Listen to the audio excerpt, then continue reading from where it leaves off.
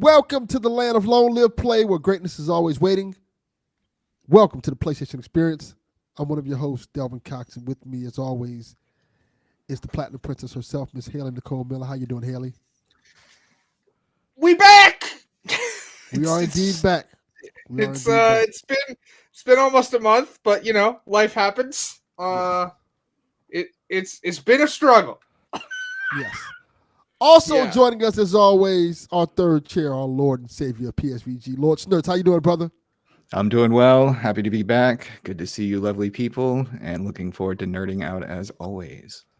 Yeah, it's been a lot of things happening, a lot of good things, a lot of things, whatever. Yeah. But Yeah. I guess we'll start with Haley. Let's start with Haley. Haley, how's your week been? What's been going on with you?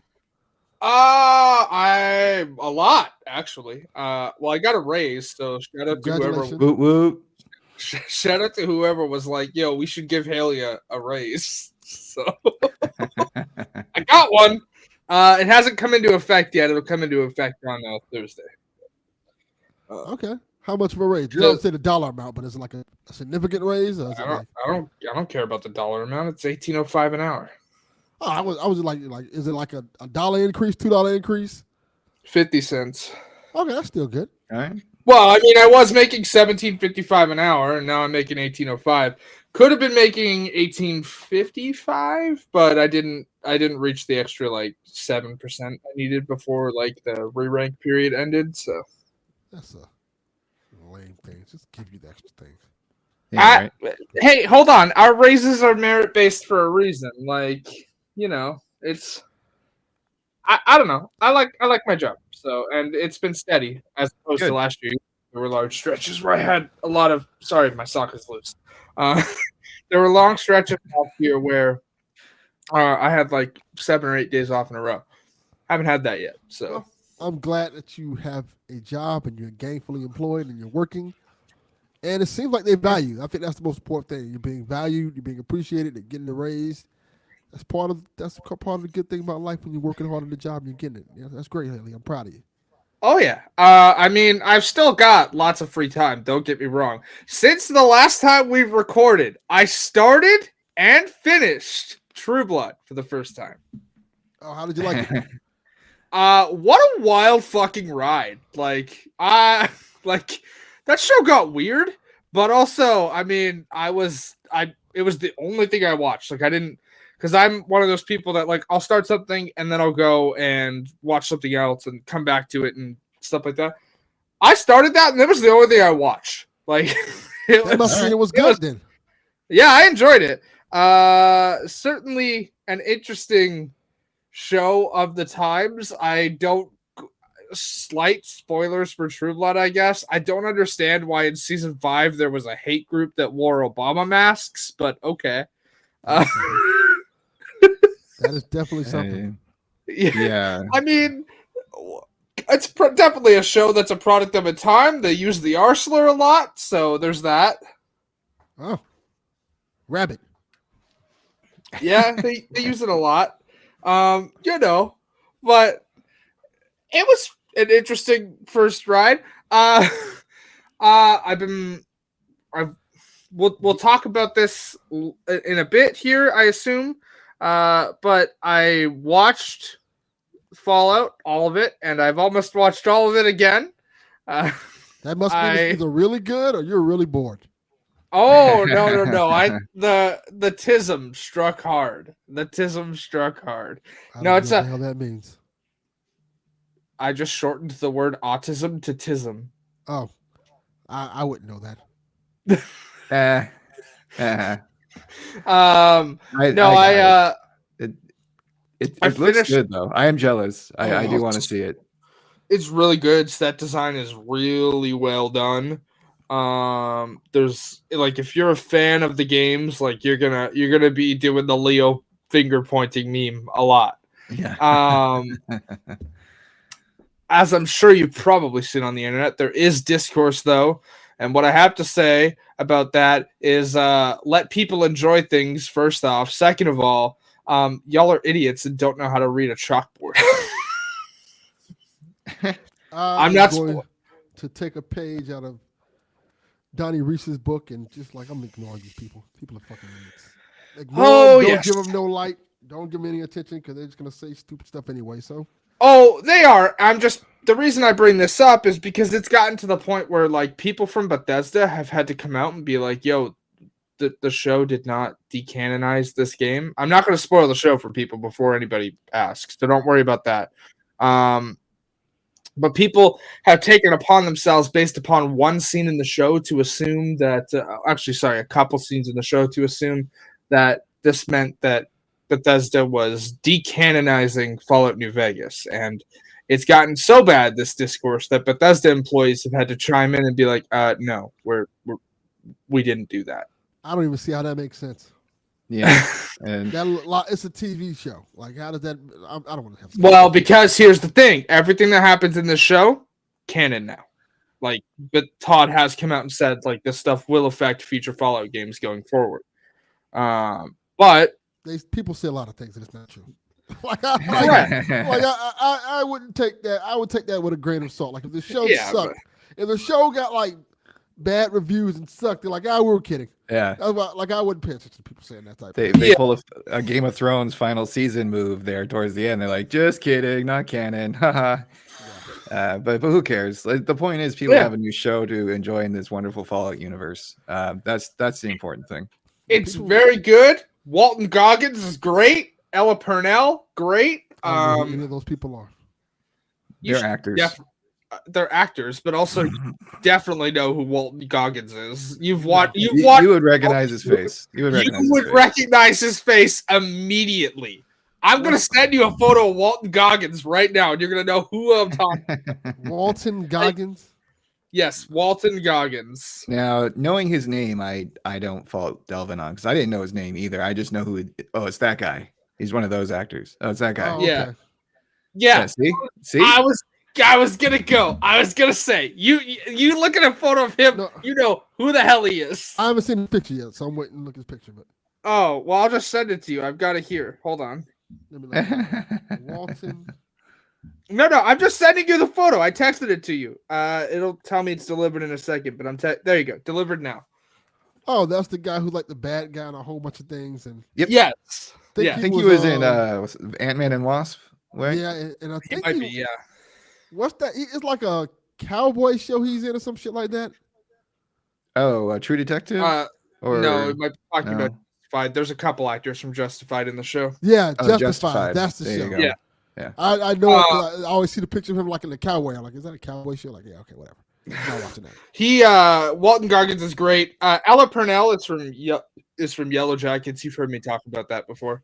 Yeah, I've watched some of Yellow Jackets. That's the one with the plane crash. Yes, with the soccer team. Pretty good show. Never got through it. Ella Purnell plays Jackie.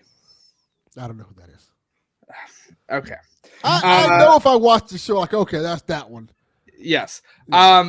She also voices Jinx in the Arcane Netflix show. Okay. I have not watched it. People tell me that's very good. I'm just naming things that you might know her from.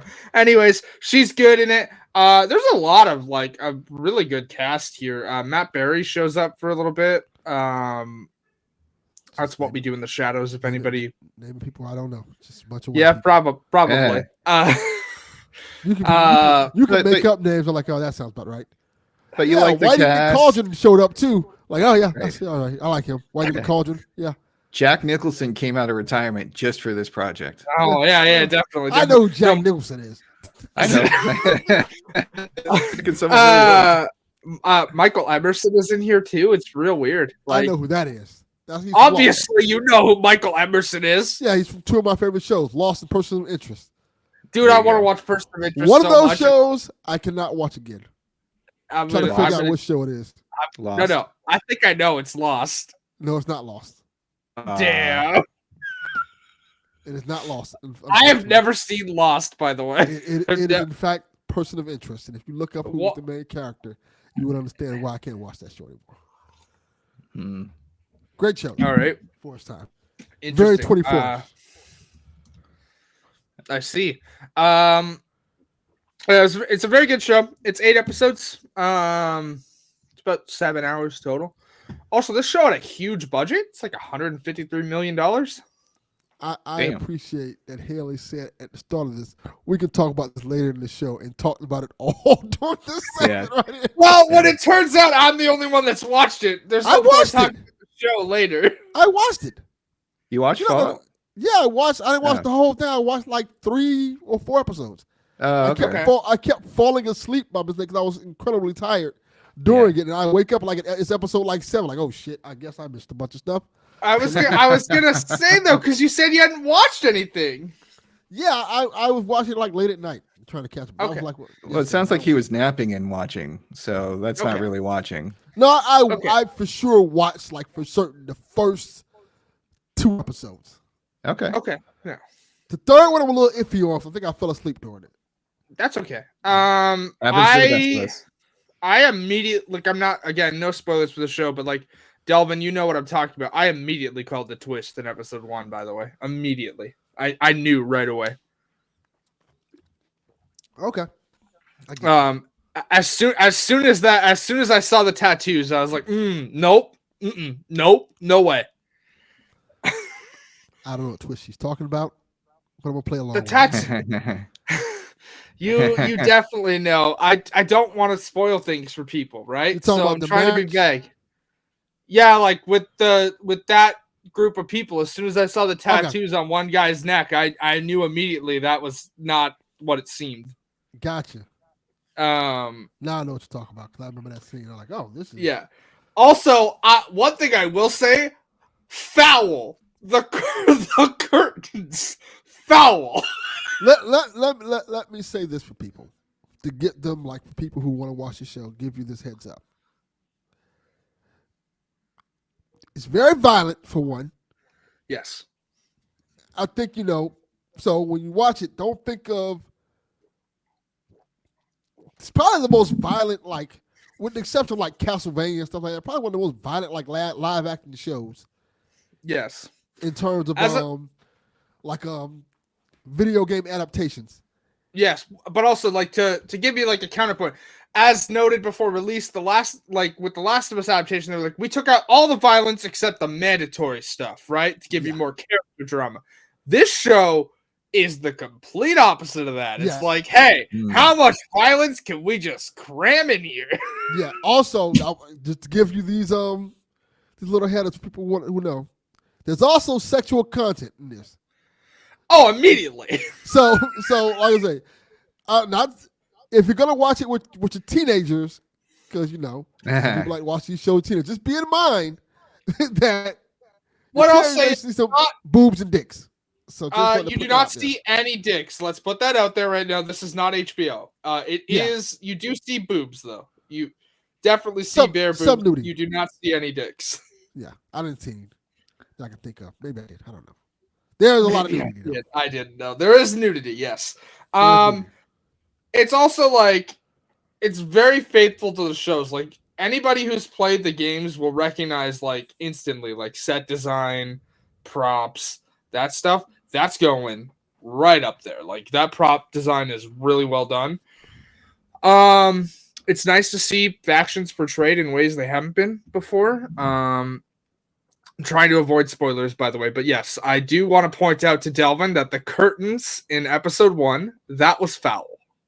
Yeah, it was. Like, I'm gonna say foul. Use something else, not the curtains. Why? It's an interesting show. It is very interesting. A lot of Yeah. things about the show is interesting. Like, oh, they're going there. Like I said, it is the most adult orientated live action video game adaptation that we have. Yep. That's the best way to describe it. Because, like I said, they talk about a lot of stuff like this. Very, very weird, but it makes sense in the Fallout universe. Like, there's like jokes about incest. And like, oh. Yeah. The games are mature. Yeah. Too. You know, Yes. I mean, they have Fisto the robot and the VAT system where you blow people up. So I say this because those who have watched The Last of Us, Last of Us, it's graphic, but it's a little toned down a little bit. Yeah. Okay. This is not that. I get what. Okay. Yeah, no, it's not. Like, as non-spoilery as possible, there is literally a scene in this show where like somebody explodes, and it's like, Yeah. it is. Okay. Yeah, like it's you've obviously, since for people who can't see it, Snurts is wearing 2 Fallout shirts right now. He's wearing a Fallout hoodie with a Fallout shirt underneath it. So like Snurts knows Fallout. Essentially, imagine like he's essentially a bloody Fallout mess. boy. Yeah, pretty much. I have the haircut too. But I'll anyways, go grab my bobblehead. it's basically the bloody mess perk realized. Right. That's what I'm assuming. Like, yeah. Yeah. There's a lot of references to that. I've seen some people go, "Why so much slow motion?" I'm like, do y'all not know what VATS is, or Right. like? It's not Zack Snyder this time. No, but it's also like that's an exaggeration. There's not that much slow mo in this show. Like it's just for dramatic effect, really, and it's really well used. And the music shooting too, much like Fallout. People can't shoot in this show too. Can't shoot for shit. Literally, only one character I've seen. Actually, sorry, 2 characters can aim decently well, and the rest of them, it's like fucking stormtroopers. Yeah, like much like the actual Fallout game. Yeah. Right. Only the big guy with the big mutant with the minigun can shoot you. Everybody else is just kind of running around like an idiot. I'm not gonna spoil it for people, but you'll notice who can shoot and who can't very quickly, and it's very funny. There's a lot of like well-timed humor in this, a lot of references for like Fallout fans in there. I highly recommend it. And for anyone wondering, yes, Amazon is currently offering 30-day free trials right now, I believe, to get people in there to watch it. They did drop it all at once, so it's not like you have to wait. I've seen people complaining about that format though, but I'm kind of glad they didn't. I would be happy with that release model of like once a week with a season 2, which I will say the show is almost definitely getting a second season. Like, not even just with how it ends, but there's also like the news report about like California giving them a $25 million tax credit. Like, this show's almost definitely getting like a second season. I appreciate it. It seems like I know it's not a movie or TV show podcast. You know, Fallout 4 is video game, so we can Fallout TV show counts to talk about it. But I appreciate that Amazon has just kind of become the home of violence. Like they have all the extremely violent shows, like The Boys, Invincible, now Fallout. That show's just like extremely over the top violent. Hey, I will say this gives me great enthusiasm for the God of War show that Amazon is going to be doing. Oh, that's going to be very violent. Yeah. So it'll be nice to see. Okay, we should probably move on to what we've been playing. I've really only played 2 things since we last recorded.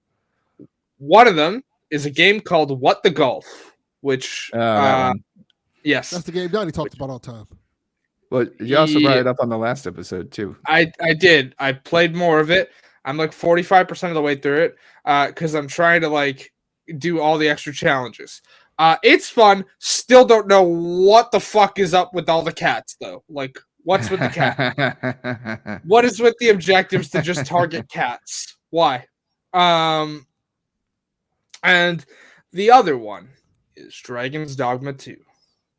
What do you think of it? Forward to that. I have got about 30 hours in it so far. And so for anyone who doesn't know, there's 10 classes in the game, and I have 9 of them unlocked. I'm working on unlocking the 10th one right now, which involves like a 45-minute walk across the map. You got to walk 45 minutes across the map? There's no like fast travel, nothing like that? So here's the thing. There is fast travel, but the way that you do fast travel in this game is there are crystals on the map that you have to touch to activate, like, hey, you can fast travel to this specific location. I have half of what I need to do to unlock that last class done, which is to acquire 3 bottles of a special kind of liquor to give to a guy. There is no fast travel beacon at the location where the guy is. So I had to fast travel out of the location after talking to the guy to get his request to go back and get the liquor. Now I got to walk all the way back there. I also heard there was only one save slot. No. That was an issue at launch, but it wasn't really an issue, and a lot of the uproar you heard about it was the way that the Steam cloud works, because for anyone who doesn't know, a lot of the people complaining about that were playing on Steam, and for anyone who doesn't know, the Steam cloud will instantly download your save file if it detects you don't have one enabled. To start a new game, you would just have to disable Steam cloud for that specific game. It wasn't an issue. Anyways, in a patch that has already been released, there's the option to just completely start a new game now. Like, you still only get one save, but you can start over anytime you want. Like, you're not entitled to, like, you're not forced to just keep on with the same character you have. Okay. But the story is meh, but that's Dragon's Dogma anyways, so I'm not fussed about it. The class that I've enjoyed the most so far is Mystic Spearhand, which is like a dual-bladed spear type thing that sort of uses magic. But I've found that as I progressed, it's not really useful against the larger monsters that I seem to be facing. So, like, I'm fighting Cyclops and Griffins and all that stuff now. So I've kind of switched to Archer until I unlock the last class, which is a class that allows you to use any skills you want from any class. So, okay. Jack of all trades. A jack of all trades thing, yes. So I'm very excited for that. Very not excited for the walk back across the map, but more experience along the way. I'm enjoying my time with it. It's probably like I may not finish it, but not because I'm not enjoying it. It's just other things are calling my attention and give me less resistance, which I'm all for right now with everything going on. Less resistance. Sure. But no resistance. For quite some time. Yeah, I'm actually sorry. You can't say that. They did just put out a resistance on premium. That is true. They gave you the old resistance. Yes. The portable resistance. No, I just mean the game likes to give you a lot of like push and pull, and other games I can play right now aren't doing that. So it's also like with everything going on, I could use something like that. But yeah. That is a fact. All right. Anything else, Haley? No, that's pretty much it. What you been playing, Snurts? I have been playing the same 2 games that I've been playing for a month, Helldivers 2 and Red Dead Redemption 2. Why? Because I like to copy Donnie, and Cowboy Simulator seemed like fun. This will be my 3rd playthrough, and I'm chilling. Like we've all kind of had some rough patches going on, and I just need a chill game where I can play poker, ride a horse, do some hunting. This is your 3rd time playing through it? Yes. Wow. Yeah. 2 things. One, I've never finished that game because somebody spoiled the ending of it for me. And yeah, I do that for folks right now. Somebody spoiled the ending of it for me, and I was like, well, okay, I'm out. Bye. And then I went back to it, and then there were rumors of that 60 FPS patch, and that never came, so I still haven't beat it.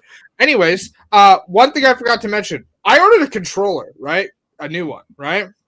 I'm sorry, Haley. Your time is up already. No, hold on. You This can't is reclaim your time, Haley. This is not Congress. you're gonna like this though. I ordered a controller this morning. Hi, it's here already. What the fuck? What did you order? Cool. Amazon? Yeah, Amazon does that.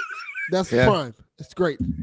I have Prime. I've had it for years. I've never had a delivery that fast. What the fuck?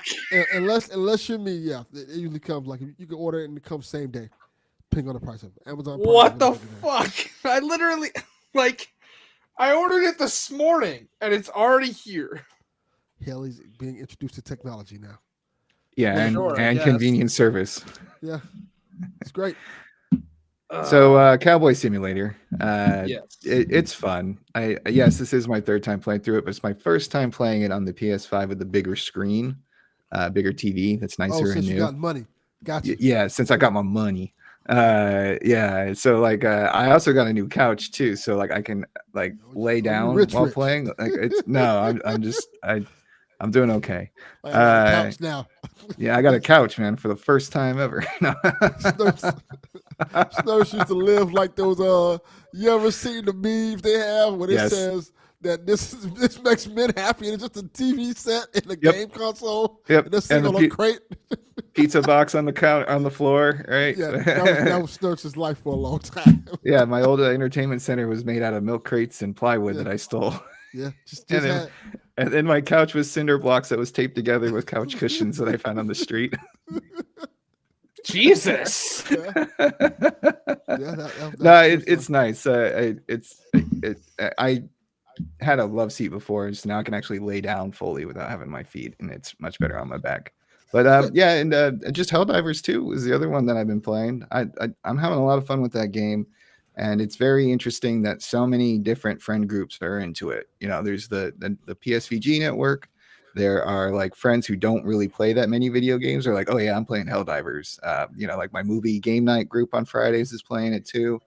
So it's and coworkers as well. So it's been a long time since I've had a game where like I go into these different peer groups and there's somebody playing. There's someone waiting to fight for democracy. Boy, that game take the video game world by storm. It was, I think, just good timing, a good product, and it filled a need that we didn't know we wanted. I thought the release window was perfect. There wasn't anything else really going on besides Foam Stars.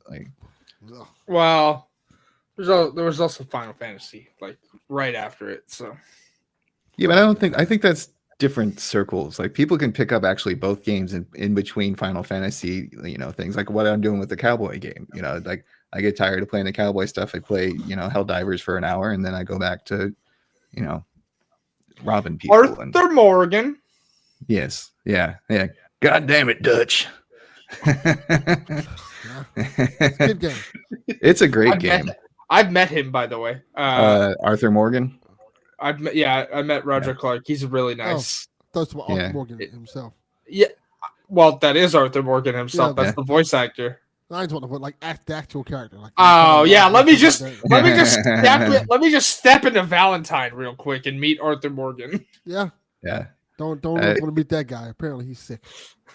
And of course, I did find like my favorite thing to do in that game is find those KKK assholes out in the woods. Yeah. And there was like a dozen of them in a circle, and I threw 2 sticks of dynamite and then went up with a pump action shotgun to take out the rest. And then I just sat back and I'm still baffled. Right. The game gives you negative, not for that one, but the game gives you negative honor for tackling the KKK guy in Saint Denis. I don't know why. Yeah, I don't know. It doesn't seem like negative honor to me. Seems like positive. All positive there. It is positive, but the game itself will lower your honor for like tackling him or shooting him or anything like that. I don't know why. No, it's just a fun game. I mean, Delvin, this too. All those wacky random encounters you get with strangers, and I was telling Johnny about that. He was like shocked, like because they're like a couple of really weird ones. Oh yeah, I love the one where like they're like, hey, do you want to come in and get some food, and then you go in and you black out, and then like it's the next morning. Yeah, that's the one I was telling Johnny about with the husband and wife. Correct. I also had one where a woman was like tied up and she was like, help me, and then you untie her and then you get ambushed by a bunch of folks. Yeah, That it's happens really a cool. lot. And I'm not being like a jerk like Donnie is, but I am not taking fools. Like I'm just uh, there. One thing I do find annoying is you mark something really far on the map, and there's not really an elaborate fast travel system, and you're going and you're going and you're going, and then you find a stranger, and they're like, "Hey, do you want to go back 300 miles the other way?" And I was Yeah. like, "No, No, no, I fuck off. don't. You want to race Dragon's a Dogma does that as well. It's you want to like you'll race a get to. horse? The fuck off, No. no. Like No, I don't want to race your horse. I'm Fuck trying to off. get the strawberry, man. Like fucking hey, bro. Like I got a legendary bison or something to hunt. You know, like go away. Um, and I definitely like saving before I go into a poker game in case I do something stupid and I lose a lot of money, because then I just take out the entire table and then reload the safe. I still think my favorite thing was I was hunting, like, I think it was the legendary wolf. And Yep. like I Yep. just killed it, and I'm like going to put the pelt on my back, and a goat comes up and just knocks me the fuck over. The goat was like, "That wolf was my friend. I'll avenge you." Like I used to post clips of me playing that game, and like the fucking like animals, they would just Yeah. like fucking attack me out of nowhere and send me flying. Like what the fuck? Oh yeah, I've been tackled by a lot of cougars. Wait for it, Well, Delvin. Waiting for it. Waiting for it. I can imagine. You're Yeah, very there handsome it man. is. Thank you. I didn't want to talk over the zinger, so I was like, I'm gonna wait. But yeah, and then other than that, I've been watching X-Men 97, and I really liked your D&D review podcast. If you guys are not part of the Delvin Cox Experience Patreon, sign up. It's only $5 a month. Thank And you for promoting my Patreon better than I do. there you go. I've told you this for years that you need to promote your Patreon, and you literally ignored me every time. Don't have to. Snurch just did. Yeah, it's just been kind of nice because, like, you know, as I mentioned in the previous episode, I did have my dad's funeral recently, and that went great. But it was really cool to be watching X-Men and just having this amazing show. Like, I was having chills while the intro happened, like in the very first episode, and then this 5th episode that just happened was phenomenal. I agree. This may be the best thing that Disney Plus has ever done. I agree. I think, strangely enough, I think Disney is really good with reboots. And I like it, like the Chippendales Rescue Ranger movie. Yeah, that was amazing. It's really good. It's really good. It's smart. It's smart. The DuckTales TV show, the new one, is incredible. It's like really, really good. Like it's one of the best things Disney ever done. And like this falls in that same line. Like it's like they kind of find people who love the shows back when they were kids and they grew up to write for these shows and they do just an amazing job at it. Like I can't speak more highly of X-Men 97. There are so many things that I love about that show and so many ways they have built upon little things from the show that you wouldn't have noticed back then, that as an adult you notice now, like, oh, that's really cool. They built upon that. They added so many elements into it, and the bad guys feel scary, Yes. like legit terrifying, and the show does a good job with emoting that and letting you know, like, okay, this is serious. And then what I like about the show a lot, because I think I can speak to people who are X-Men fans, they fell in love with the show because the first episode, spoilers for the first episode of X-Men, which was 20 years ago, like the show started off by killing off a main character. Yes. And that kind of felt like, oh, this show kind of has stakes to it. And as much as I love X-Men, the original series, after that, they pretty much didn't do stuff like that as much in the series. Not with deaths. I'll give you that. With deaths. They had they had other moments, but they didn't take like main character just didn't die in the show. Yeah, it wasn't like Game of Thrones.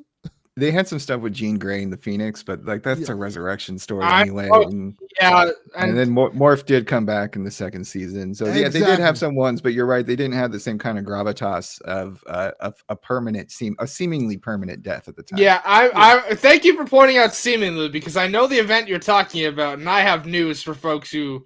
I'm not spoiling this episode because I have watched 97, but I know what happened. Yeah, And, but we're also talking about the original series from like the Yes. 90s, you Yeah. know. So But that I've one I got don't mind news for spoiling. folks who think Uh, I've got news for folks who think this most recent episode involved permanence, is what I will say, because correct. No, yeah, correct. yeah, But I think that it's really cool that now it feels like there's stakes to Yes. their actions and things that happen. I like that the Disney Plus shows are doing that. It seems like the Disney the animated shows are doing a better job in that than the live action shows, like Bad Batch. hey, I mean, hey, Loki was very good. Loki's very good. That's maybe the exception, but they are like, if you look at the show, the animated shows doing it, you got Bad Batch, you got That's really good too.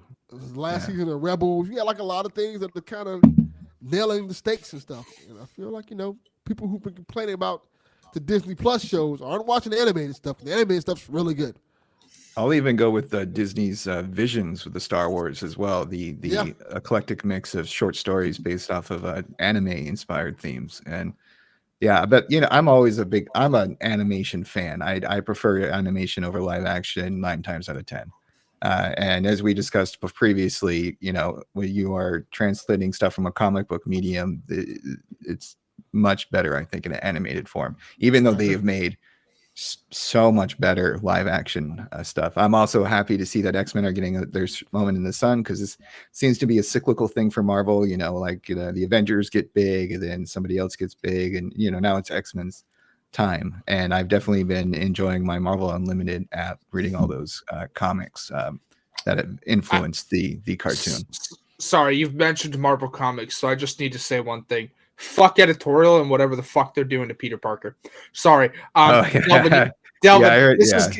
This is gonna make Delvin Jr. mad. So I'm pointing it out right now for him. Hi, Peter Parker's about to become the Green Goblin again. Why? Yeah, I saw that picture. This is the second time in 6 months. The fuck are you doing? Why? Why the fuck are we? We have X-Men. We don't need Spider-Man. Spider-Man, go be a goblin. X-Men. We have Black Panther. Yeah, there you go. Fuck Marvel editorial. Sorry, had to be said. Ooh, what if Storm makes her way to Wakanda? That would be awesome. Yeah, that would be. Yeah. Oh, that opening sign when they said Omega level mutant detected. Chills, just chills again. It's like, Also, no, I'm sorry, I have to rant. Why are we doing this fucking mutant leveling bullshit that's never been a thing before until X3? Why the fuck are we doing this shit? Yeah, it's been around. They've had it for a while now. Yeah, since X3, and it still pisses me off because there was never a mutant leveling system before that. Yeah, but it's even in like the wikis and the comics, and it makes sense. Like, you have certain ones that you have to like. All right, this was a mega level. This is a threat. I don't like the mutant leveling system. It's dumb, to be honest. Well, all I know is that Iceman is definitely an Omega level mutant. He can be. He can be. You know what pisses people. Anyway, sorry. Go ahead. No. What pisses people off? You know who is an Omega level mutant, and I'm so happy it makes people mad. Like since they're doing this mutant leveling system, Shadowcat, definitely an Omega level mutant. Absolutely, that makes sense. Yeah. I mean, the things that she does when she learns to fight, like the martial arts, and her and Wolverine take on legions of ninjas through the hand, and it's brutal. They destroy them. She can destroy the whole planet now if she wanted to. There you go. So, yeah, just really glad we have that. And then lastly, Conan O'Brien was on Hot Ones, and I know this is a video game podcast, so I'll keep this short. Well, if you like, so that's fine. Clueless Game is amazing.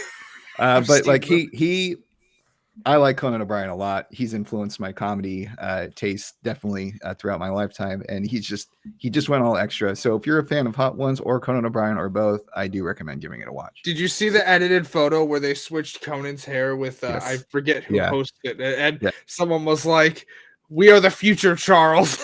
Yes, they made an X-Men reference, and I was like, "That's very well done." Yeah. So that's been what I've been watching, what I've been playing. All right, yeah, let's get to the news. I have nothing I want to talk about. I've had a horrible month. Don't want to get into it. Let's get to some news. Let's keep having fun. Yeah. So, apparently you guys really like Helldivers because Helldivers 2 continues its winning streak over the PS Store. Arrowhead's co-op shooter was February's most downloaded PS5 title, and now it's the same for March. It is in first place on the US and the EU charts. And second place goes to MLB The Show 24. And third is EA Sports FC in Europe. No, second. Yeah, well, they're tied. So it's MLB for North America, and then in Europe, second place was the soccer game, which makes sense. I mean, America baseball, Europe soccer, and then third place is Dragon's Dogma 2. Yep. Yeah. So, which is, I do want to say, which is very nice to see because the first one did not do that well. So to see it like that high on charts, it's very nice. Good. Yeah. It's great. It's great. I like that. People are loving that game, and even when people were saying this was going to be a down year, and they were saying that Sony doesn't have games, seems like they only needed one. It's Helldivers 2 apparently. Like, where are the games? Oh, you got Helldivers 2, and people are playing it. Like they're going to be playing it all year long. Let me ask you a question. Might be a silly question, but do you think this will be a Game of the Year candidate? Helldivers? Probably. Is there like a multiplayer category? Okay, there is a multiplayer category, but it's not like it's not multiplayer game of the year. It's just best multiplayer. It'll definitely be in that category for sure. At this point, I could currently see Helldivers being in the game of the year list, but if Dragon Age hits like it's supposed to, according to Grub, like if it hits this year, that'll probably be in there. Well, to be clear, I didn't mean win, just be in there. No, I feel like, no. Yeah. I understand what you're saying, and I'm assuming we're like talking about the big award shows. So that's what I'm going for. At this point, I can see it in like the Game of the Year category at an award show. But if games that are rumored to hit this year actually hit, it may get knocked out. Like if Dragon Age hits, that's probably definitely taking a spot in there. If Outlaws does well and is told well, it could probably hit there. There's a lot of stuff that's supposed to come later that might take spots. Right now, can definitely see it in that category. It may get shunted once other releases hit, though. Yeah, because it feels like maybe it's just the groups that we are in, but it feels like everybody's just talking about Helldivers, Prince of Persia. That's all that I've been hearing about. Maybe a little bit of Final Fantasy VII, but I really been hearing. Yeah, one person I expected to be talking about Final Fantasy VII hasn't talked about it at all. Yeah, so that's which is something, but But that's the thing. Like everybody out here been talking about games. They've been talking about Helldivers and Prince of Persia. That's all I've been hearing all year so far. And we're now in April. Believe it or not, the year's like almost halfway over. Like we're like 2 months away from June. A third. We're a third. We're it's a not third. Not a half yet. We're 2 months. 3 months away. We're about there. I know. And like I said, the whole conversation has been like Helldivers, Prince of Persia. So maybe, like I said, seems like the second half of the year is pretty loaded. So I'm quite sure we'll probably get a lot of good stuff there, and we'll see if people are still talking about these two games at the end of the year. But if seems very likely. If they keep the hype train going and the meta stuff continues to hit, and people are talking about it, they're like, no, we got to get those damn Terminators. We got to fight back. If there's some big evasion of super, so if they keep kind of mixing it up and giving these new orders and new goals, and people are still into it, I can see it staying top of mind and when we're having those kind of discussions later on closer to award season. Yeah, I can see that. It definitely deserves some kind of mention or praise. Like even if it's not in a category, there should be some kind of thing like, and this game's cool too. Yeah, I agree. All right, our next topic is apparently Baldur's Gate has done very well at the Game Awards. Baldur's Gate passes Elden Ring and Breath of the Wild to become the first game to win all five major Game of the Year awards. Baldur's Gate 3 has now won the Game of the Year trophy, or the equivalent at the Golden Joysticks, the BAFTAs, the Game Developer Choice, DICE, and the Game Awards. The first game to sweep the biggest award in all 5 live shows since the TGA's inception a decade ago. That is incredible. Yeah, that's pretty let me point amazing. out, that's rare because, like, for example, to give you an interesting one here, 2015 is a year where 5 different games won that award. Okay. 5 different games. Bloodborne was one of them. Wow. Fallout 4 was one of them. The Witcher 3 was one of them.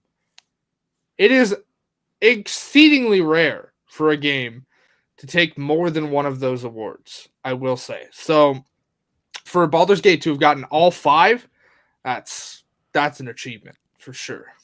Yeah, I think it's one of those games that just hit at the right time, and everybody's kind of been in on it.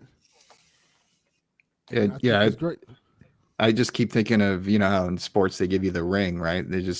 I imagine, the people who made Baldur's Gate just running around being like, bling, bling, bling, motherfuckers. Because it was, that's impressive. 5, that's a sweep. And I think well-deserved. I can see myself going back to Baldur's Gate for a 3rd time and spending another 200 hours just exploring that world. Yeah, it's Baldur's Gate is really something special. So yeah, I think when I get the chance, I'm gonna get right into it. And when I have some time for gaming, I'll probably get really into it and get because it's amazing from what I played. It's very enjoyable. I was really digging it.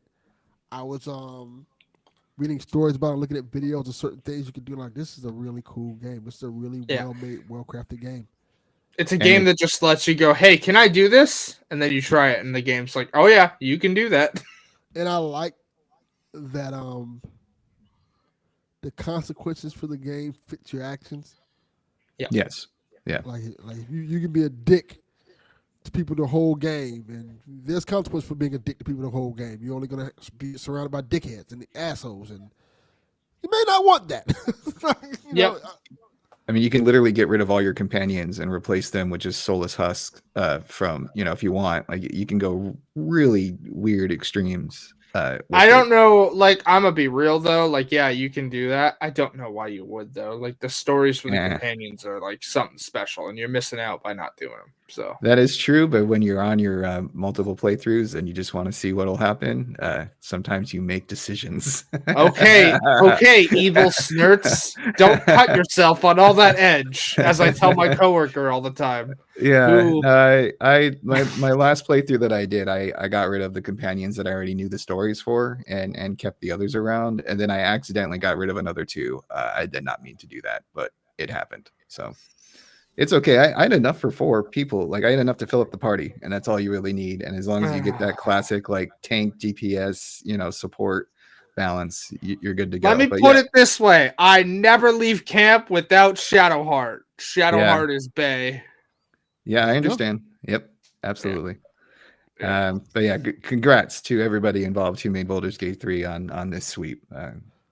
That's pretty rad. What a great compliment! What a phenomenal game, and I appreciate what they talked about on PSVG this week. How the game, I think it's the game developers were talking about how they didn't let people go, and it was kind of a cop out. Oh, sure. Yes. So yeah, Larian has been very vocal about how it's fucking ridiculous that you're laying all these people off because you're just trying to please shareholders, which is really not how game development should be. Yeah, done. And how they don't have shareholders and they kind of just do what they want to do and make the game that they want to make. And I think that's really dope that they're doing that. And they're seeing successful. Yeah. It shows there's more than one way to do this business. You don't have to go the corporate, stock way. You can be independent. You can be your own entity. Yep. Yeah. Dope. So. All right. Our next story is, Haley talked about it a little bit. Fallout 4 is getting some free updates.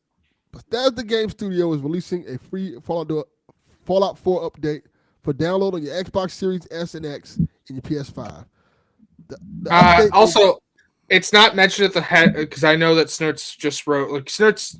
Shout out to Snurts. Snurts updated the doc a lot today. Yes. So Shout out to Snurts for doing that. I do what I can. Hey, I know. It's usually me updating the doc for. There's a little behind the scenes for folks. I like to update the doc a lot, but this was kind of a last minute recording. We were trying to record tomorrow, but this was the day that everybody was available, so we made it work. So, but the Snurts did a lot of the doc updating today, and it's not mentioned in the little blurb that Snurts put there, but this update is coming to PC as well. It's going to include a lot of bug fixes and some minor tweaks on PC. But yes, continue, Doug. Yeah.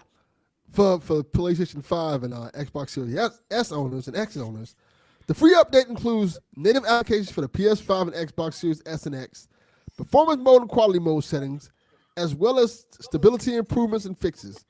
Experience up to 60 FPS and increased resolutions. The game's also available on the Epic Game Store and Steam Deck Verified. So there you go. Yeah.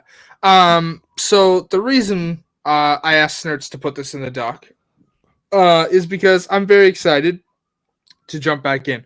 I've wanted to jump back in since before the show was out, and I kept being like, well, they've announced this, and I figured they were going to wait until the show dropped, because like last year they were like, we're going to take a little bit more time. And I was like, yeah, they're probably just dropping it when the show drops, right? So it's very nice to see it. Finally have a release date. It's April 25th for those who don't know. It is free if you own a copy of the game. Now, they haven't specified if it has to be the Game of the Year edition or not. I don't believe that's specified or not. Hopefully, it's the way that The Witcher was done, in that no matter what edition of the game you own, you get the update. You should, but this is Bethesda, so sometimes things happen. This is not a slant at Bethesda. I'm like Bethesda defender number 1 over here, so relax before anyone goes after me. But I'm very excited to see this. This update also includes some Creation Club content added to the game, the way that like Skyrim's PS5 version did as well. It's gonna have some like Enclave stuff in there, the Tesla cannon, which if anyone remembers from the Brotherhood of Steel DLC or Broken Steel DLC from Fallout 3, Tesla cannon was a great weapon. It's very good. It's just fires beams of electricity. It's very good. Love to see that kind of stuff. So I'm excited to give it a shot again. I'm going to get to platinum it again. A game I definitely know I can platinum. I'm already stressing over one achievement, though. Do you know which one I'm talking about, Snurts? No, I don't remember too many of the achievements. It's been years since my last playthrough. Benevolent Leader, which is the achievement to have 100% happiness rate in a settlement. Oh, yeah, that's tough. Yeah. One leaky roof and they start to complain. Oh, no. See, there's a tried and true way to do it. It's just annoying. You have to have a settlement. It needs to be a smaller one, so I generally tend to use like Red Rocket, like the one right by Sanctuary Hills. You have one guy there. One guy. You put a bunch of paintings up wherever you're allowed to. And you interact with the trade route for that thing, and keep visiting, and it just skyrockets your approval rate. It's really annoying. It takes like 2 hours, but that sounds so cheap. That's so weird. Hey, it's the best way to get that achievement, because otherwise you're like succumbing to the winds. I very much excited about this because it has been a while. I beat the game 4 times back in the day. It's one of the reasons I got a PS4. And it was one of the first games I bought on my PS4. So I have all the DLC, and I'm hoping they either recognize my save file or I put on the disc and we're good to go. And then I can get this free upgrade because it looks fun. The screenshots on the website. So I have bad news for you. Oh, I don't get it. I have bad news for you. No. Yeah, you get the update. Because you own a copy of the game. It's not a digital only like thing. Oh, okay. Your save file might not be recognized because of the way that this is worded with native application for PS5. And there was no mention of save transfers in the release thing. When that tends to happen, it's usually you're starting fresh, which is fine by me. I know, I'm fine to start because- fresh. I assume that yeah. because it was, I mean, it's the same thing with Miles Morales, the PS4 and the PS5 version. I thought it would be like that. It might be. I don't know. Sometimes they don't mention it and it happens anyways, but yes, you like regardless of whether you own it via disc or digital, you should be entitled to a copy of the game when the upgrade is available. Like it's, Yeah, and then it's not and starting fresh is fine. I don't. The games are complete. There's nothing else really to do besides wander the wasteland and tackle like random raid parties, or if you're doing the Nuka-Cola DLC, become the raider and take out all those settlements. Bro, become the raider. I hate being mean in video games. Why? A lot of people like being mean. I like it. I like it to a degree, but then I forget because I'm generally, I believe, a nice person by nature, and so like I'll forget that I'm supposed to be acting evil, and I'll be like, "Here, let me give you some money," and I was like, "Oh wait, I'm supposed to be mean. Give me that money back." But Fallout's an amazing universe, and I loved Fallout 4. I know that the dialogue trees are a little bit simpler compared to Vegas, especially, Vegas but 3, yeah, but you know what? It makes things easy. You're either going to accept, be sarcastic, say no, or be indifferent. Those are your choices for almost every single dialogue. I will say another thing folks should look out for is that it kind of leaked in Steam's database a couple of weeks ago. There may be a Fallout 3 remaster coming soon. So cool. Yeah. Very excited for that too, if that actually turns out to be a reality. So I would pay good money for a 1 and 2 like upgrade to the modern system. You know, just keep the plot and do that, because I've never played those games, and I kind of have like yeah, right. I kind of look at the older, so it'd be kind of nice if, or maybe they reboot the story or rehash it somehow. Because it's just more Fallout. That's all. I just want more Fallout. Fallout 1 and 2 are good for their time. Yeah. If they were to port them to current consoles, it would require a lot of reworking because I don't believe either of those games allows controller support. No, I wouldn't even want a port. I would want a remake. Like I want them to make like Fallout 4, but with the Fallout 1 settings and plots and characters and stuff like that. Okay, so you want like an actual 3D style Fallout in the locations from 1.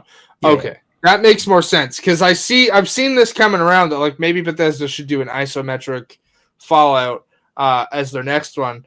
And I have to point out that for Bethesda to do an isometric style game would require them to develop a new engine, which that's not happening. Nope. Use the existing engine and just make it Fallout 1, or do both Fallout 1 and 2 together if you have to. I don't know. It's just a fun idea. I also hear, isn't the new game that's coming out, it's set in London? That is not a new game. That is a mod developed by fans. Not a bummer. This is probably controversial to folks, but if Fallout is not set in the North American continent, it's not Fallout because of the way the series. I disagree. I want Fallout China. I want to see it from the opposite end. I want to play a Chinese character with a Chinese propaganda and see it from their side of things. Nope. That's not how Fallout works. Sorry. I will take a hard stance on that. Because the way that Fallout's lore is that it is literally like, hey, a satirization of like American patriotism gone wrong. You can't do that playing as someone in China. Well, you can make it whatever you want to be. I don't know. Make it whatever you want. Spread your wings, Haley. No. Anyways, yes, Fallout London is a mod. However, it did just get delayed indefinitely. It was supposed to come out on April 23rd. It was delayed indefinitely because of the next gen update. Because that will probably break mods like most game updates do. Yeah, it will. Yeah. Okay. So Fallout. Yes, very excited. All right, let's get to this topic. I think it's important to talk about. I didn't know how to address it, but I think I'll just jump right into it.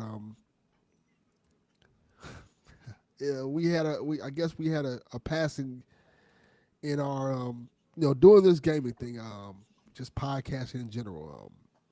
You meet a lot of great people, and and you go through this. I don't want to make this sad, because it's sad, but it's important to say you meet a lot of great people, and a lot of great people help you along the way. And I kind of just want to give props to someone who's helped not only just me but PSVG along the way. And let me just read the statement. For those who don't know, and you're finding out right now, you haven't seen it on Twitter, you haven't seen what's been going on. I'll just read the statement. It's with a heavy heart that we share the news of the passing of our brother Gabe Patillo. Please continue to keep his family in your prayers. Gabe loved the MTTG community and was proud of what it blossomed to a family. To those grieving with us, know that you were just as much of a blessing to him as he was to you. Game on, Gabe. We love you. Now, for those who don't know, the Married to the Games community is like very close knit with a PSVG community. A lot of people who listen to PSVG podcasts and actually like are on PSVG shows came from the Married to the Games community, and one of those people who helped build that and foster that was Gabe Patillo. He meant a lot to this community and a lot of other communities. He's one of those guys that you meet and like very friendly. I knew him pretty well, and I can say this, and I can speak from this. In terms of he was kind of an inspiration to me. Now, like I remember when I was like, this was a while ago now. It's crazy. Before I even started podcasting, when I first got on Twitter, didn't know much about Twitter. Didn't have too many followers and stuff like that. I was into when I first got on Twitter. And I first got into podcasting. I was into 3 shows. I listened to Kevin Smith. I listened to trying to think what else I listened to. I listened to it wasn't even kind of funny at the time. It was IGN. No, it was Beyond. It was Beyond. I know what you're talking about. Podcast Beyond. So it was Podcast Beyond. Yeah. And I listened to. That was the main 2 podcasts I listened to. And I kind of listened to like a couple of other podcasts because I didn't know what podcasts were. So I was like, something like normal people out, like everybody else probably was doing. I was just like looking for stuff that I know. Like, for example, I listened to like Dan Lebatard because I like sports talk radio. And that was like our local sports talk guy. And he had like a kind of like a local podcast I used to listen to a lot. So I listened to that. So as I started getting into podcasts, this guy hopped in my DMs back when it wasn't like it was back then. Back then, Twitter was a quite different place. And he was like, hey, we see you like video game stuff. If you want to kind of like, I like welcome you to come check out our podcast, and it's called Married to the Games. You might be really interested in it, Dale. And you're like, I'm like, no, I'll check it out, and but it's like, all right, he's polite and stuff like that. I checked it out, and I realized that these guys are just like me, and they're talking about like video game stuff and things that I love, and I really like kind of became fond of that. It was just like, and I didn't know like regular people could just do goddamn podcasts. I like that. That sounded like weird. Like, you can do a podcast? Like, how do you get that started? Like, how that sounds unfathomable to me that somebody could just like start a podcast and just do it and talk about stuff they want to talk about. And Gabe, I think it was Gabe and Tim at the time, right? And Router. Yeah. So it was Gabe, Tim Router, and Tim Hall, right?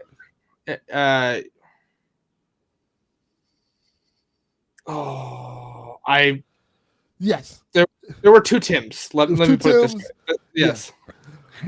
But I don't remember the other Tim's last name. Yes. But anyway. But I remember listening to this show. Yeah. And hearing Gabe, because Gabe was a black dude. Yes. And he reminded me of myself in a lot of ways, and I really kind of grown to adapt to that. And I kind of thought it was really cool to hear somebody who had my voice doing podcasting. And, we're different in a lot of ways and stuff like that. And one of the cool things I liked about Gabe was Gabe was a religious guy. He sung in a gospel band. Toby Keith, if I remember correct, right? Toby Mac. Toby Mac. Thank you. I always mix those two up. Toby Mac. He sung in a gospel group and stuff like that. And when you talk to him, when you have conversation with him, because the stereotype that you get with all people with religion, the stereotype, preachy and wordy. Gabe was just the coolest dude. He was just calm, laid back, cool, easy to talk to, and I always appreciated about him. And it's funny me saying this because he's a regular guy. He's just like a regular guy. But I would message him, and he would message me back, and like immediately, like, "Oh, this is pretty cool. I'm talking to a podcaster. I'm talking to somebody that I listen to every day, and he's like super nice and cool." And I really was inspired to be like that guy.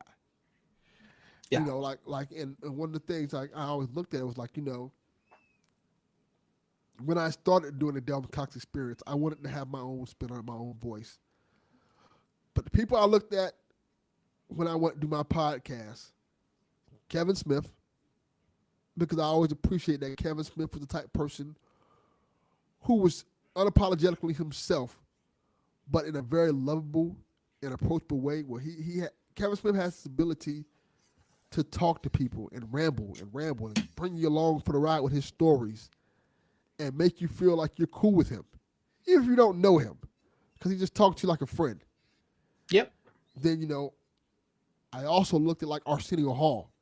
So I remember Arsenio Hall was like in the 90s was the coolest dude. He was like a cool dude who can have conversations with anybody. Like one week Arsenio Hall would have on like Halle Berry. And then the next week he'd have on Macho Man Randy Savage. Like, oh, this is the thing?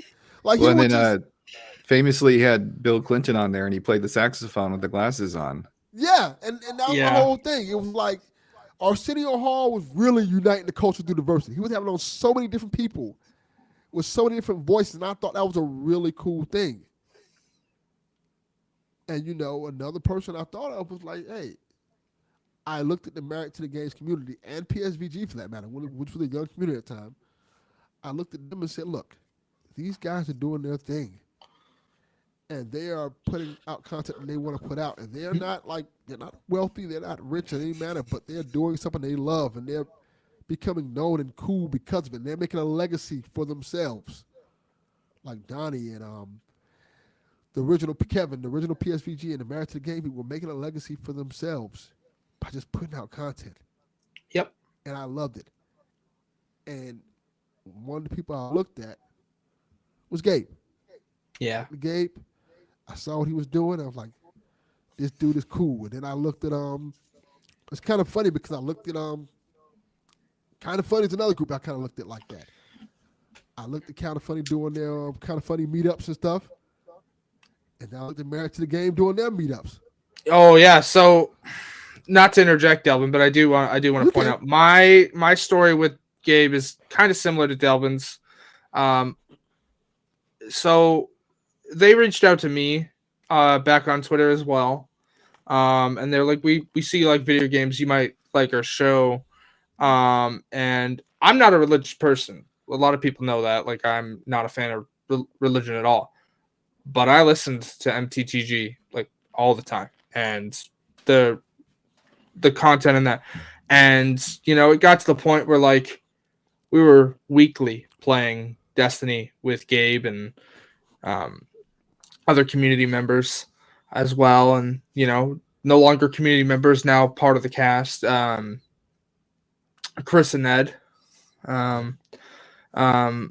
they are like, it's a great community of guys, but like Gabe and them reached out, and Gabe and I had always planned to meet up at some point, like whenever he like had a show in Canada, but we could never make it work. But Gabe is also one of the inspirations for why I started podcasting. Like, yeah, Kind of Funny and whatnot play a lot in it as well, but like it was Gabe, and Gabe is how I met this community in the first place. Like, if they'd never reached out, I wouldn't be here, right? So it's very sad to have never gotten the chance to meet Gabe, but like we played games a lot together. It was great to see the community grow with him. I just it was I didn't know. I didn't Yeah. know he was sick. Yeah, it's I think it's really cool that he has inspired so many people to record and podcasts and stuff like that. And I also think it's like, for example, if he didn't inspire me, there would be no Delvin Cox experience. And tangentially, I wouldn't be on PSVG as we speak right now. So a lot of the things I've done over here, this network probably wouldn't be there. But in I don't want to make this negative. I don't want to make this like a sad thing. No. I do want to say this. If you judge a man by the legacy they leave behind, Gabe Patillo left behind an amazing legacy. Like Married to the Game has like almost 600. I think it's 600 episodes. They just had their 600th episode meetup. Yeah. Yeah, 600 So, episodes. For anyone who doesn't know, every 100 episodes they do a live show in Nashville. Yeah. Because they most of the crew is in Tennessee. Ed's still in Texas. Not Ed. Sorry, Chris is still in Texas, I believe. So, yes. But yeah. I think it's really cool, and it's something I've always said. I think people kind of took it as macabre when we say this. That one of the things I love about podcasting is the fact that after I'm gone, my voice and my memory will live on because my kids can go back and listen to old episodes of PSVG or Nintendo Shack now or PlayStation Experience or Delvin Cox Experience, and they can hear their dad, or they can watch the video and see me there. And I think that is cool. That even in these sad moments that we don't have Gabe here, we can always remember him with the 600 episodes of Married to the Games and the lasting memory and the positive impact he's had on all of us. And I think that I can speak for the whole PSP community who knew him would agree with that. He's done a lot. He's an amazing guy. It sucks to see him going, but I know that he's in a better place because, good people. He's a good person, and I appreciate everything he's done for us, done for me. I appreciate the inspiration. I love the fact that his legacy will live on, not only through his podcast, but through the people he's inspired, people he's motivated to podcasting. And I am gratefully and eternally grateful, and thank you, Gabe. That's the best way I can say it. Thank you. Yeah, I'll just give the old Jewish proverb that I found very comforting for when I'm dealing with grief. It says, say not in grief he is no more, but in thankfulness that he was. I agree. It's a good problem. Thanks, Gabe. Yeah, it's crazy because I'm gonna miss him, and yeah, it's weird because I know I've lost quite a few friends who podcasted, and I go back and listen to some of the old episodes I've done with them and think about the good times. So it's good to have that there. It's interesting too because I think that's a new thing for our generation. Just the easiness to have video and recording increases and increases with each passing technological revolution that we have. So like we don't have to go find like the old photo reels or something like that, or we don't have to go find digging through pictures of like loved ones' old belongings. We can have, this cloud stuff. You can have stuff just readily available, and it's easier to save and keep. So I hope that continues, so we can have something left over when we're gone. Yeah, I agree. All right. Thank you, guys. Let's get to some of these questions. Let's not be sad. Let's get to some of these fun questions before we head out. All right. Our first question from Rob Emanuel. Well, sorry. Before we get to this question, this is not related to Gabe. Like I thank Gabe for a lot, but Snurts, I have to ask, why teal? Why teal? What do you mean? Yeah, for Rob's name in the doc, why is it teal? Oh, because I copy pasted from Discord. Okay. Like Rob. Yeah. Rob, Snurts doesn't like you. No. I don't know. What's That's the why matter I with gave teal? you I grew up in a the teal 80s, man. color. Let's add some pink and black. And No. Just teal on white is hard to look at. I That's why know. I'm asking. Okay. Yeah, for He sure. I gave- thought about changing it, but then I was like, fuck it. No, just we're gonna stick with our story. He doesn't like you, Rob. He made your Oh, name in teal. now you're just trying to start. Like shit. if the doc was black, it wouldn't be as hard to like look at. But I'm looking Yeah. at it, and I'm like, No, I literally copy pasted from the Discord and didn't bother changing the font color. See, look, there you go. Now it's purple and even harder to read with it highlighted. I'm gonna try to fix this for Haley because Haley's gonna have a conniption. Yeah, no, I just had to ask. I didn't I think didn't to ask purposely, until we got here. I didn't Haley. purposely be like, oh, Rob, he looks like a teal dude to me. Haley's autism is showing. It sure is. It happens all the time. We know this. That is true. Uh, All right, I'm gonna read Rob's questions. I'm gonna erase it anyway. For hashtag Dev's favorite topics, I would like to know the team's opinion on which we get first: a PS5 Pro or a dedicated PlayStation PC launcher. Rob, why do you care? You only care about the PC part. You don't even play your PS5. You have it like under. Isn't it? Like, is PS5 sitting in a drawer? Like, isn't he that has it in a literally? drawer. Like it's a 9mm. Really? He's just holding on to the whale for no reason? Yeah, apparently. He takes it out to shoot it off one time and then puts it back in the drawer. Goddamn J.R. Ewing. To seriously answer his question, I think it's the PS5 Pro because it's Pro for sure. Pretty Yeah. confident that that's launching this holiday season. I'm pretty sure. Yeah, Something I can make a lot of money off of hardware wise, or like something to like placate these PC people. Nah. PlayStation like fuck them PC people. Y'all get these games, we give them to y'all. If they don't work, they just don't fucking work. Oh well. That's literally how they treated it. Like, all right, you want to play a broke ass version of The Last of Us? Here you go. We'll get it working eventually. Like, all right. So we're getting that PS5 Pro this fall. That's what I think. That's funny. All right. Our next question from Jackie G. Yes. I went and asked some friends on Discord for some questions. On the streets? So- Did you just go walking to people in the streets like, hey, what's your name? Give me a PlayStation question. It's a Haley Street beat. Here we go. Sure, let's go with Street Beat. No, I went and asked another Discord server. I went and asked some friends. I have another Discord server for questions. So Okay.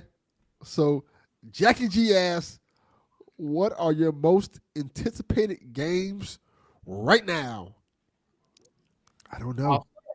I will start. I'll name off a couple for you. Lollipop Chainsaw Remastered. Well, That's a it's good one. repop, but Star Wars Outlaws. That's on my list. That's one. Elden Ring DLC. No. Assassin's Creed Red. Dragon Age. Yeah, Dragon Age. Yeah. You know, I'm excited for a lot. Okay. I'll go next then, I guess. I'm excited for Outlaws, of course. I'm excited for that Black Panther Captain America game whenever we get that in 2029, probably. I think it's supposed to come next year. It was the reveal trailer. Oh, I didn't hear about that. That sounds cool. You didn't hear about that What, game? you didn't hear about the Captain America Black Panther game? I was too busy playing Cowboy Simulator. I don't know. I missed that. That's Carrie cool. Payton. Carrie Payton's playing T'Challa's father. I want to know. Nice. I want to know if you know who Carrie Payton is. No, I'm just gonna pretend. Yeah, you're doing like I did. You should absolutely know who Carrie Payton is. I'm not even talking Walking Dead. Like before that, Snurch should absolutely know who Carrie Payton is. Yeah, he played for the. Played for the Pacers, right? Fuck both of you. Delvin knows who he is, even without the Walking Dead. Yes. Um, He's Ezekiel in The Walking Dead. He is Oh, Ezekiel okay. in The Walking Dead, but he's also more notable for voice roles. And most recently, he played the penguin like guy in the Super Mario movie. Yes. Oh, Yeah. Oh, okay. Yeah, Yeah. it's probably one of those where I recognize the voice, or if You'll I look recognize through his the You face. side- would Yeah. absolutely recognize his face, but also yes, his voice is very good. The IMDb he- is there for a reason, Haley. I don't have to memorize all these names. Okay, I will say fair this, enough. Snurks. You're like a big D&D fan, right? Yeah, I mean, I more so now thanks to Baldur's Gate, but I've always appreciated D&D for sure. And that movie was good. That movie was a lot of fun. Oh, the D&D movie's very good. I have not watched it yet. He's on a TV show that I just saw the other day, a Dungeons and Dragons TV tabletop RPG TV show. Okay. Where he does voiceover work. It's pretty good. Yeah. Nice. I only know this because I think it's on Pluto. No, it's on Freevee, Ah. where they have like this Dungeons and Dragons channel. And I watched this so channel cool. because it only shows two things. That show and the Dungeons and Dragons cartoon show. Yeah. And That was goddamn, I on. don't love that cartoon show so much. I've only seen the episode that they did on Knowing Is Half the Podcast, and I was kind of hooked. And this show looks very 80s and very rad. It's very rad. And it's just so weird. Why children? It's always children getting into these weird things. But the whole idea of going on a roller coaster then ending up in a fantasy land, there's just something inside of me that's very appealing to me. It's a really good show. Really good show. Did we even answer the question? Yeah, the Black Panther game. The Black Panther Captain America game that's set during, is it World War One? It's 1943. Yeah, it would be World War II. World Cap War II. he didn't get the serum. It can't be World War One because Captain America doesn't have the serum until World War It's II. World War II. You get to play. You play as all four. You get to play as Black Panther, Captain America. What's his name? I think it's a U.S. soldier. It's not U.S. agent, but it's a U.S. soldier, and I forget the girl's name, but like she's a member of the Wakandan Guard. Yeah, the Wakandan cool. Guard, and All I can't remember the guy's name. The black guy. I think it's like Nathan or something. I don't remember. Yeah, but he's like, I think he's from the Howling Commandos. I can't remember his name. Yeah, All right. yeah, he is from the Howling Commandos. But yeah, That sounds fun. The trailer for it looks really cool. It I'm excited does. for it. Yeah, It's Amy Hennig as well. So yes. I'll look up the trailer next time I'm perusing the YouTube. Yes.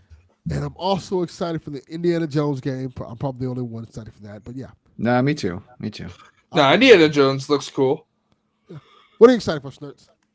It's so weird because I took this question of like, what am I going to be playing next? And Immortals of Avian or whatever it's called, the one that Haley was talking about, is now free on the PlayStation. So I downloaded that and have it ready to go. Haley, keep recommending games because it seems like in a month they become free for me. So there you go. Good job. let's just keep this trending like going. I really like it.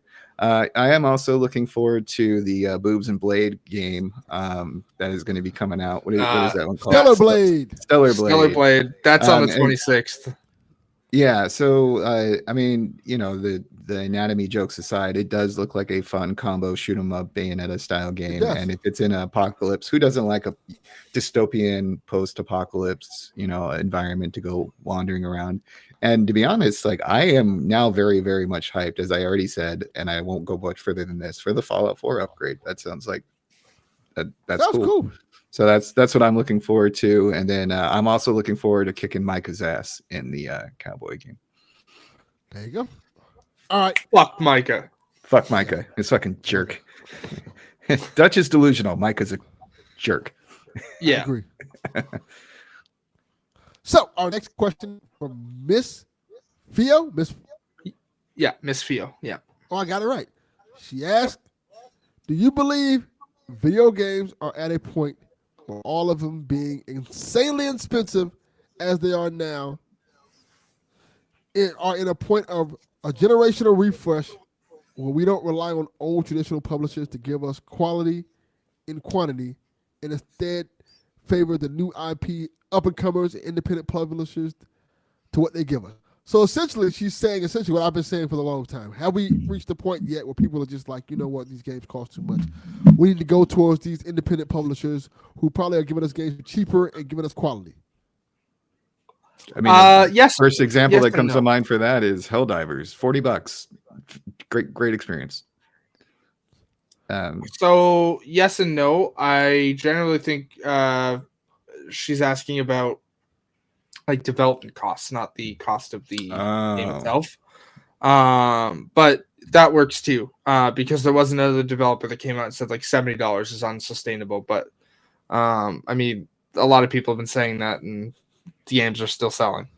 Regardless, to answer Miss Fio's question, I do believe that it's a yes and no situation. Like a lot of up and coming indie developers are releasing great titles, but so many games are releasing now that some of them are just getting buried. Like Correct. it's it's it's a push and pull situation. Like yeah, game development has become expensive, but like it's a lot of great indie titles are coming, Yeah, I think. but it may.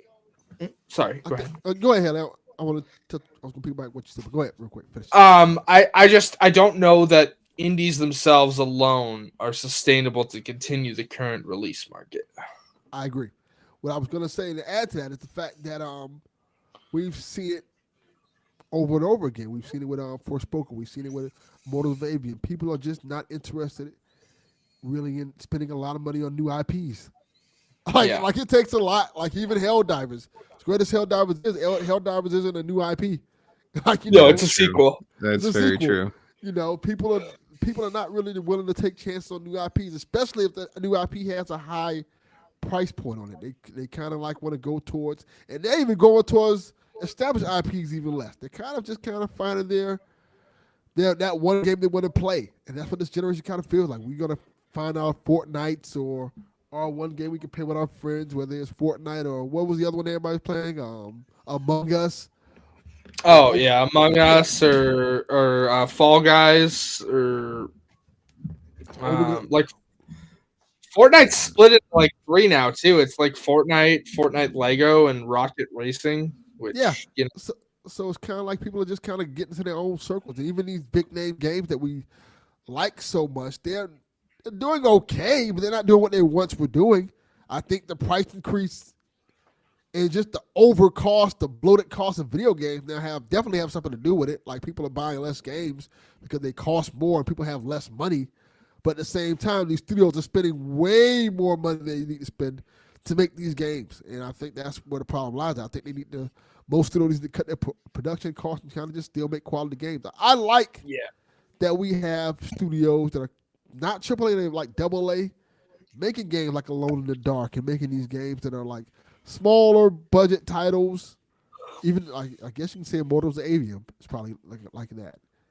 Even I though mean, Mortals of Avium was really like so Mortals of Avium is a tricky situation because it's yeah, basic. Like, yes, it's an EA game. Here's the thing, though. That was a studio that was it was run under EA Originals. So EA provided funding, but they were not an EA owned studio. yes, It's that game is high budget though, so it's hard to like. It still definitely counts as sort of an indie game, but it's run into the situation where the game got all right reviews, didn't sell well, and it's come out now that 90% of the staff have been furloughed. So yeah. like Yeah, that was that, unfortunate to read. I think too that with just speaking from my own personal experience when it comes to buying games, there's certain games that I just have a gut feeling that it's going to be available for free.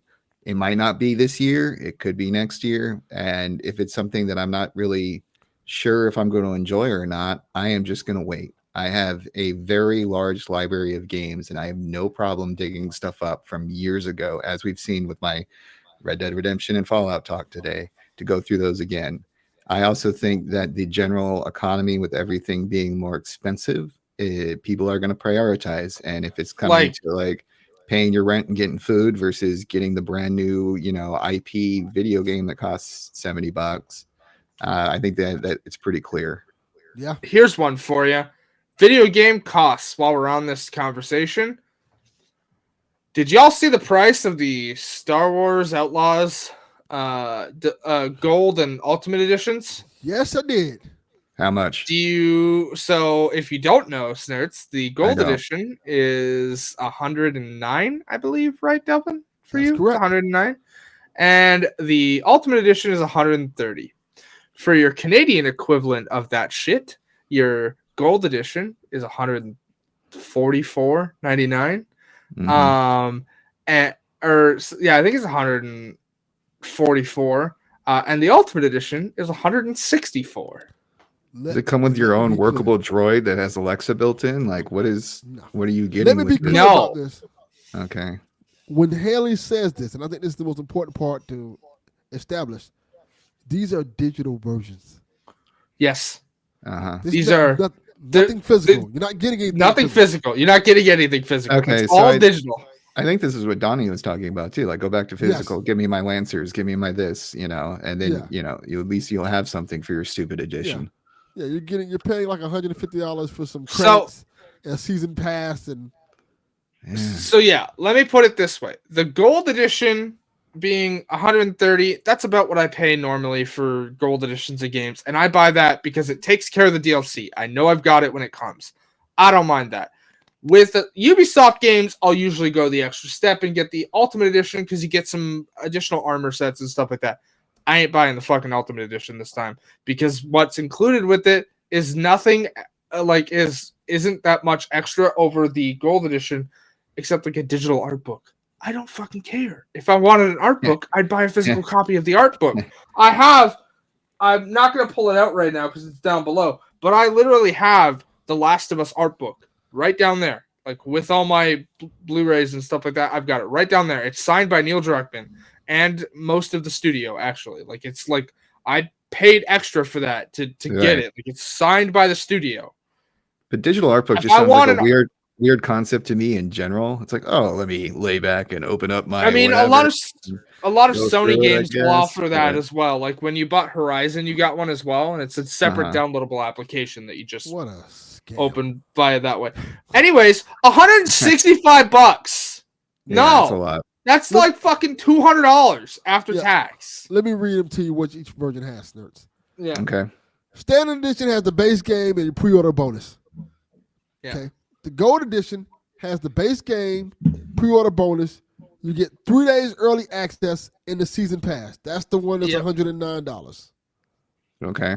Now the ultimate edition has the base game, pre-order bonus, 3-day early access, season pass, rogue infiltrator bundle, Sabak shark bundle, and a digital art book. So you get 2 things to dress up your digital dolly with and the art book. Yes. Hmm. For $129.99. Yeah, I'm good. Or $164.99 Canadian. Yeah.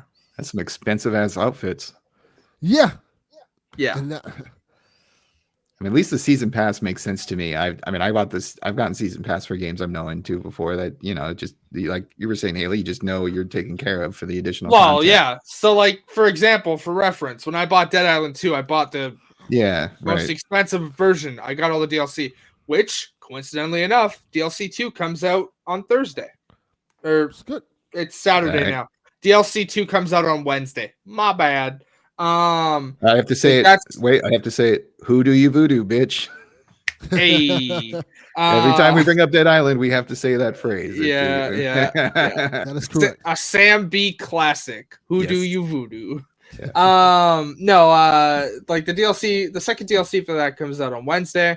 Like for example, when I buy an Assassin's Creed game, I will always buy the edition that's more expensive because I know I get the DLC for it because there's always DLC for Assassin's Creed. And you know what? I love it every time because I'm big into Assassin's Creed and everybody knows that. Like, Well, I think gamers are pretty savvy enough to know when they're getting something that's worth the value and the bang for their buck, so to speak.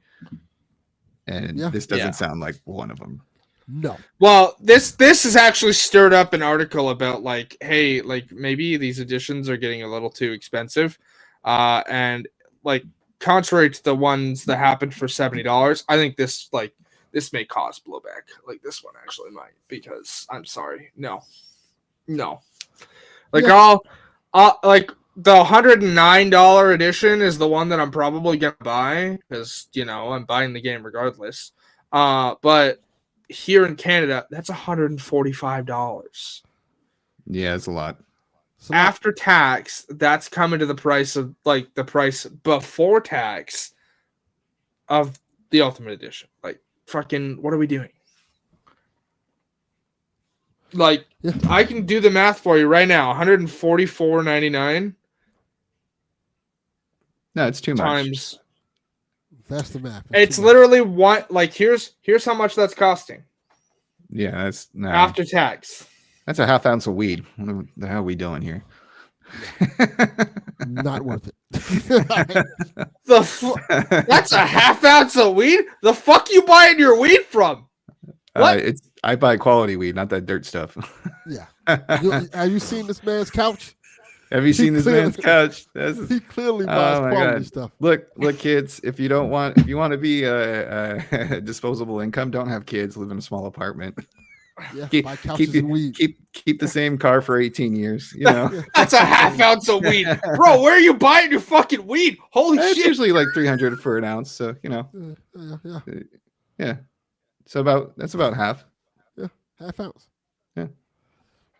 Haley, where are you buying your weed? Where do you got like the 99 not! store up in Canada, or you just I'm handing not out grams buying for weed. a buck? Like, I've never smoked weed before. Yeah, drugs are That expensive. explains a lot. Drugs are expensive. Drugs are expensive, but they shouldn't be that expensive. Fuck, man. Drugs Man, are Haley, bad, like you okay? make that happen. You let me know. You give us our Haley's discount weed store, and I'll be there day one. Hey, I mean, I'll be there it is day legal. one. It is legal here. Yeah, It's damn straight. definitely legal.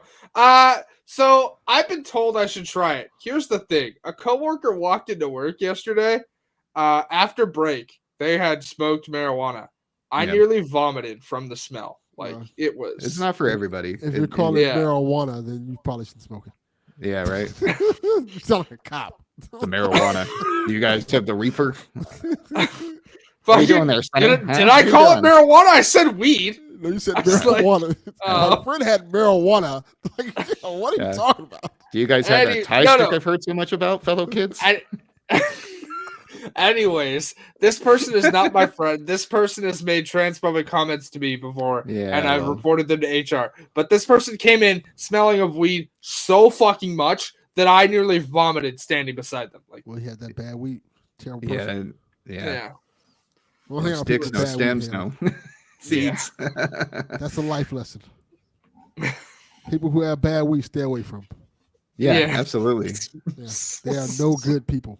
You're Pieces of smoking shit. a marijuana cigarette. What a surprise that Smoking Joe has some comments about smoking weed. Oh, yeah, of course he does.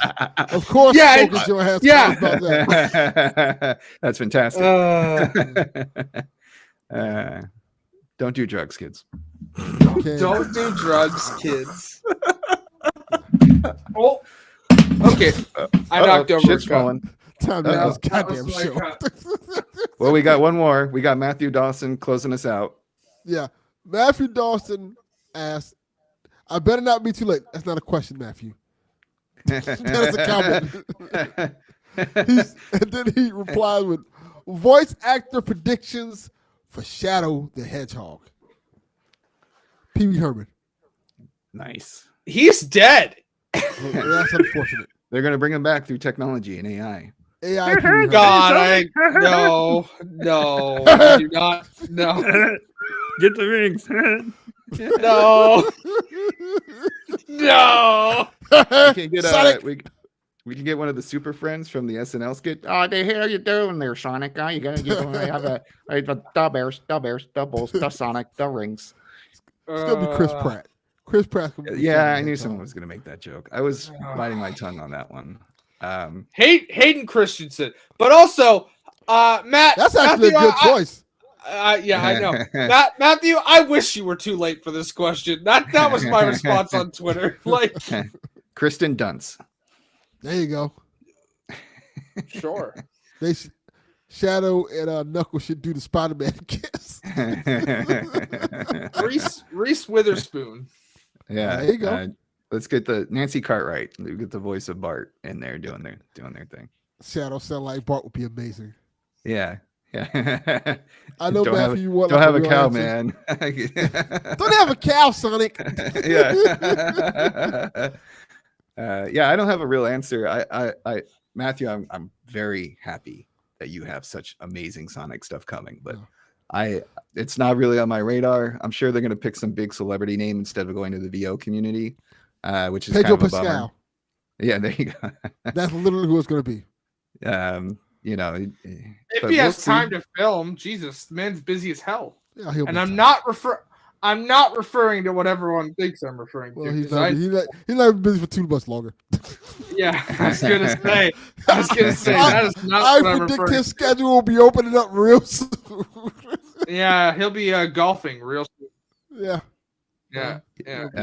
Yeah, but he has that Reed Richards stuff coming up too. He does. That's what I was referring to. Is Yeah. that he's gonna be busy. He has time. Yeah, I don't. And the like I said, Mandalorian's I having a don't. movie, so yeah. It's going to be some celebrity. It's going to be someone that they can draw from, you know, to sell it. Oh my God! Hey guys, how you doing? Huh? Yeah, come on. I'm the champ. That's yeah. Actually, it's so weird too because I listened to Jim Cummings' podcast and he does a really good Mike Tyson, and it's interesting hearing the voice of Winnie the Pooh do a Mike Tyson. I love that kind of stuff. Glad you clarified that. Yeah. Oh, Jim Cummings? You thought it was something else? I'm not listening to anybody coming. Yeah. No Cummings here. Yeah. You do your Cummings in private like a gentleman. Consensual, yeah.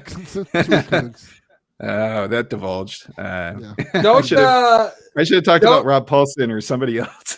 Yeah, you could pick any other name. Why does it always come back to the penis jokes? Yeah, because it's funny. Darkwing Duck. Because it's fucking Jim Cummings is Darkwing Duck too. That is correct. And he's also Tigger, and he's in the Goof Troop show too as Pete. I think it is. I think he is. Pete, yeah. Fun stuff. He also plays Leatherhead in the Ninja Turtles. Guy has a prolific career. 2012 Ninja Turtles, right? Original. Oh, the original? Okay. So he was the was Leatherhead. The Cajun, yep. The Cajun Leatherhead, not the one who's a psychopath. And apparently he based the voice off of, he used to work on a riverboat, and he based it off his old boss, which is kind of interesting. Oh, okay. Yeah. I love that kind of stuff. I could talk about VO and all day. Yeah. So, Matthew, to answer your question, we don't know who's going to play Shadow, and we don't care. We do not care. Yeah. I'm sorry, man. I don't care about Sonic. But hey, keep asking us questions. Keep asking it. You can ask us every week who we think Shadow is playing, and we'll come up with more bullshit answers. And we will tell you we don't care every week. Yeah. It's gonna be Ned Flanders. That's who it's gonna be. Heidi ho, diddly ho. Hi diddly ho, neighborino. Oakley dokley do. Speaking of, by the way, it's very funny the amount of times Okie dokie is said in Fallout. Oh yeah. Yeah, it's an upsetting amount of times. Yeah. Stupid Flanders. Yeah.